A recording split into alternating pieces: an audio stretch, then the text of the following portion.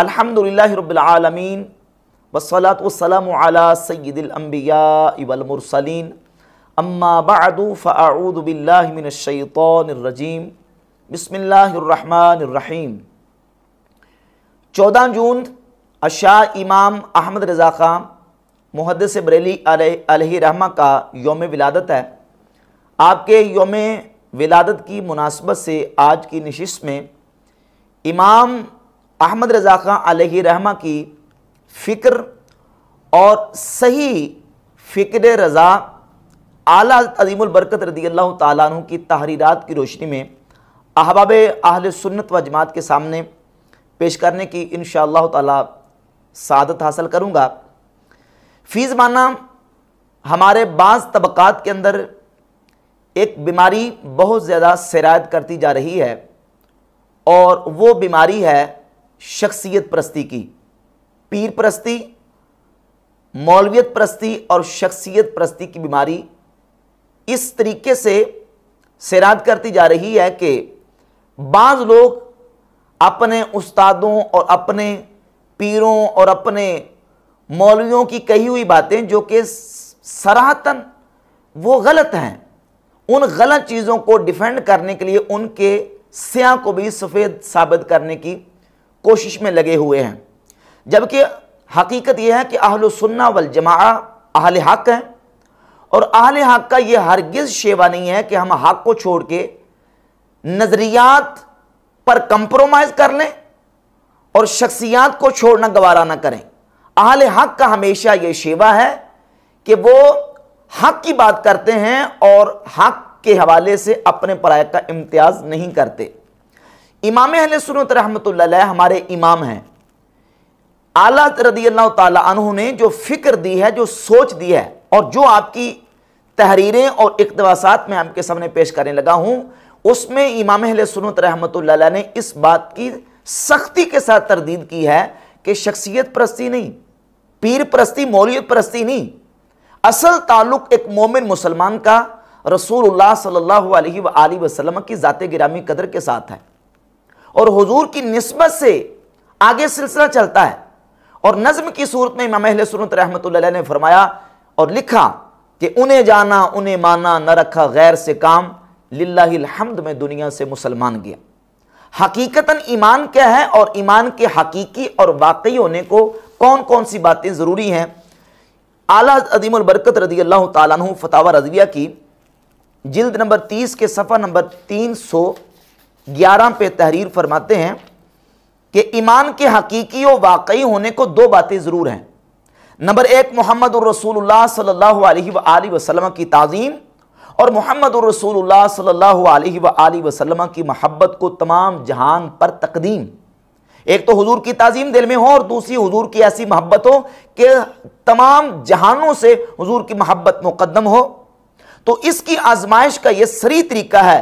कि तुमको जिन लोगों से कैसी ही ताज़ीम, कितनी ही अकीदत, कितनी ही दोस्ती, कैसी ही मोहब्बत का इलाका हो, जैसे तुम्हारे बाप, तुम्हारे उस्ताद, तुम्हारे पीर, तुम्हारे भाई, तुम्हारे अहबाब, तुम्हारे असहाब, तुम्हारे मौलवी, तुम्हारे हाफिज, तुम्हारे मुफ्ती, तुम्हारे वाइज वगैरह वगैरह कसे बाशत, जब वो मोहम्मद और रसूलुल्लाह सल्लल्लाहु अलैहि वसल्लम की शान अक़दस में गुस्ताखी करें, असलन तुम्हारे क़ल्ब में उनकी अज़मत, उनकी मोहब्बत का नामो निशान न रहे, फ़ौरन उनसे अलग हो जाओ, दूध से मक्खी की तरह निकाल कर फेंक दो, उनकी सूरत, उनके नाम से नफ़रत खाओ। फिर ना तुम अपने रिश्ते, इलाके, दोस्ती, उल्फत का पास करो, ना उसकी मौलवियत, शैखियत, बुजुर्गी, फजीलत को खतरे में लाओ कि आखिर में ये जो कुछ था मुहम्मदुर रसूलुल्लाह सल्लल्लाहु अलैहि वसल्लम ही की गुलामी की बिना पर था। जब यह शख्स उन्हीं की शान में गुस्ताख हुआ, फिर हमें इससे क्या इलाका रहा?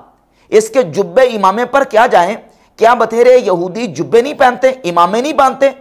इसके नामे इल्म और ज़ाहरी फजल को लेकर क्या करें? क्या बतेरे पादरी बकसरत फलसफी बड़े बड़े उलूम व फ़नून नहीं जानते? और अगर ये नहीं बल्कि मोहम्मद रसूलुल्लाह सल्लल्लाहु ताला अलैहि वसल्लम के मुकाबिल तुमने उसकी बात बनानी चाहिए, उसने हुजूर से गुस्ताखी की और तुमने उससे दोस्ती निभाई, या उसे हर बुरे से बदतर बुरा ना जाना, या उसे बुरा कहने पर बुरा माना, या इसी कदर के तुमने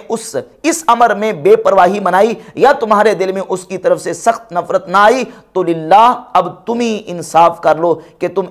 ایمان کے امتحان میں کہاں پاس ہوئے۔ اعلیٰ رضی اللہ تعالیٰ عنہ کا یہ اقتباس ایمان کے حقیقی اور واقعی ہونے کا پتہ دیتا ہے، اور جو دعوے کے بعد آزمائش ہوتی ہے وہ بتاتا ہے کہ آزمائے جاؤ گے۔ یہ اقتباس بتا رہا ہے کہ آزمائش کیا ہے، یہ تمہارے مولوی، تمہارے پیر، تمہارے استاد، یہ تمہاری آزمائش ہے۔ اور پھر فتاوی رضویہ کی اسی 30ویں جلد کے صفحہ نمبر 324 پہ لکھتے ہیں کہ عذر اول، بعض لوگ عذر پیش کرتے ہیں کہ فلاں تو ہمارا استاد یا بزرگ یا دوست ہے۔ اس کا جواب تو قرآن عظیم کی متعدد آیات سے سن چکے کہ رب عز و جل نے بار بار بتکرار صراحتاً فرما دیا کہ غضب الہی سے بچنا چاہتے ہو تو اس باب میں اپنے باپ کی بھی رعایت نہ کرو۔ اس باب میں باپ کی بھی رعایت نہیں ہے، چاہے جائے کہ بندہ کہے کہ میرا جناب فلاں دوست ہے، فلاں میرا جو نا وہ میرا تعلق واسطے والا ہے، فلاں میرا استاد ہے، فلاں باپ ہے، کوئی رعایت نہیں ہے۔ اور پھر فرماتے ہیں للہ انصاف، اگر کوئی شخص تمہارے ماں باپ، استاد، پیر کو گالیاں دے اور نہ صرف زبانی بلکہ لکھ لکھ کر چھاپے، شائع کرے، کیا تم اس کا ساتھ دو گے، یا اس کی بات بنانے کو طویلیں گڑو گے، یا اس کے بکنے سے بے پرواہی کر کے اس سے بدستور صاف رہو گے؟ نہیں نہیں، اگر تمہیں انسانی غیرت، انسانی حمیت، ماں باپ کی عزت، حرمت، عظمت، محبت کا نام نشان بھی لگا رہ گیا ہے تو اس بدگو دشنامی کی صورت سے نفرت کرو گے، اس کے سایہ سے دور بھاگو گے، اس کا نام سن کر غیظ لاؤ گے، جو اس کے لیے بناوٹیں گڑے اس کے بھی دشمن ہو جاؤ گے۔ پھر خدا کے لیے ماں باپ کو ایک پلے میں رکھو اور اللہ واحد قہار و محمد الرسول اللہ صلی اللہ تعالیٰ علیہ وآلہ وسلم کی عزت و عظمت پر ایمان کو دوسرے پلے میں۔ اگر مسلمان ہو تو ماں باپ کی عزت کو اللہ و رسول کی عزت سے کچھ نسبت نہ مانو گے، ماں باپ کی محبت و حمایت کو اللہ و رسول کی محبت و خدمت کے آگے ناچیز جانو گے، تو واجب واجب واجب، لاکھ لاکھ واجب سے بڑھ کر واجب کہ ان کے بدگو سے وہ نفرت و دوری و غیظ و جدائی ہو کہ ماں باپ کے دشنام دہندہ کے ساتھ اس کا ہزارواں حصہ نہ ہو۔ یہ ہیں وہ لوگ جن کے لیے ان 7 نعمتوں کی بشارت ہے۔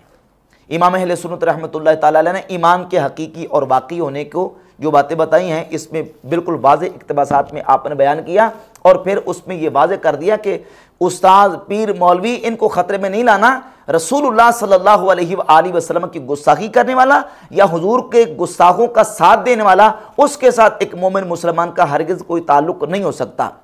اور پھر اگر یہ ساری چیزیں دیکھنے کے باوجود بندہ کہے کہ میرا فلاں استاد تھا، میرا فلاں پیر تھا، میرا فلاں دوست تھا، یار تھا، تو میں اس کے بارے میں ایسی بات نہیں کر سکتا، امام اہل سنت رحمۃ اللہ علیہ نے اپنے اس اقتباس میں ان کے اوپر ایک تعزیانہ برسایا۔ فتاوی رضویہ کی جلد نمبر 29 کے صفحہ نمبر 597 پہ اپنے دور کے بعض نام نہاد علماء کی حالت بیان کرتے اور شکوہ کرتے ہوئے لکھتے ہیں کہ علماء کی یہ حالت ہے کہ رئیسوں سے بڑھ کر آرام طلب ہیں، حمایت مذہب کے نام سے گھبراتے ہیں، جو بندہ خدا اپنی جان اس پر وقف کریں اسے احمق بلکہ مفسد سمجھتے ہیں، مداحنت ان کے دلوں میں پیری ہوئی ہے۔ ایام ندوہ میں ہندوستان بھر کا تجربہ ہوا، عبارات ندوہ سن کر دلالت کی رت لگا دیں، اور جب کہیے حضرت لکھ دیجئے، بھائی لکھواؤ نہیں، ہمارے فلاں دوست برا مانیں گے، ہمارے فلاں استاد کو برا لگے گا۔ بہت کو یہ خیال کہ مفت میں اوکھلی میں سر دے کر موسل کون کھائے، بد مذہب دشمن ہو جائیں گے، دانتوں پر رکھ لیں گے، گالیاں پپتیاں اخباروں اشتہاروں میں چھاپیں گے، طرح طرح کے بہتان افطرا اچھالیں گے، اچھی بچی جان کو جنجال میں کون جنجال میں ڈالے، بعض کو یہ قد کے حمایت مذہب کی تو صلح کھلی نہ رہے گی، ہر دل عزیزی جا کر پلاؤ کور میں نذرانہ میں فرق آئے گا، یا کم از کم آؤ بھگت تو عام نہ رہے گی۔ اس اقتباس میں امام اہل سنت رحمۃ اللہ تعالیٰ نے واضح طور پر یہ بیان کر دیا کہ اہل حق کو مفسد اور اس طرح کے جو ٹائٹل دے کے ان کا رد کرنا یہ ہمیشہ سے چلا آ رہا ہے، لیکن اہل حق ہمیشہ حق کا دامن تھامتے ہیں، وہ لوگوں کی ملامت کی پرواہ نہیں کرتے، اور اللہ کے فضل و کرم سے وہ حق کا ڈنکا بجاتے ہیں۔ اور پھر آگے فرماتے ہیں کہ صفحہ نمبر 609 پہ کہ حاشا للہ، طریقہ خامسہ میں کفایت نہیں، میں نے اپنی آنکھوں سے متعدد بار متعدد شہروں میں وہ دیکھے ہیں کہ ان عبارات کی نسبت ان سے سوال ہوا، صاف صاف حکم کفر و دلال لکھ دیا۔ جب میں نے ندویوں کی یا دیگر عبارات کفریہ یا گمراہانہ عبارتیں بعض لوگوں کے سامنے پیش کی تو صاف لکھ دیا کہ یہ گمراہی ہے، یہ کفر ہے۔ جب کہا گیا کہ یہ قول فلاں شخص یا فلاں کتاب کا ہے، فوراً پلٹ گئے کہ ان کو تو ہرگز نہ کہوں گا۔ مولانا آج کل تو یہ حالت ایمان رہ گئی ہے کہ اللہ اور رسول کو گالی دینا ضرور کفر ہے، مگر زید گالی دے تو معاف ہے۔ انا للہ و انا الیہ راجعون۔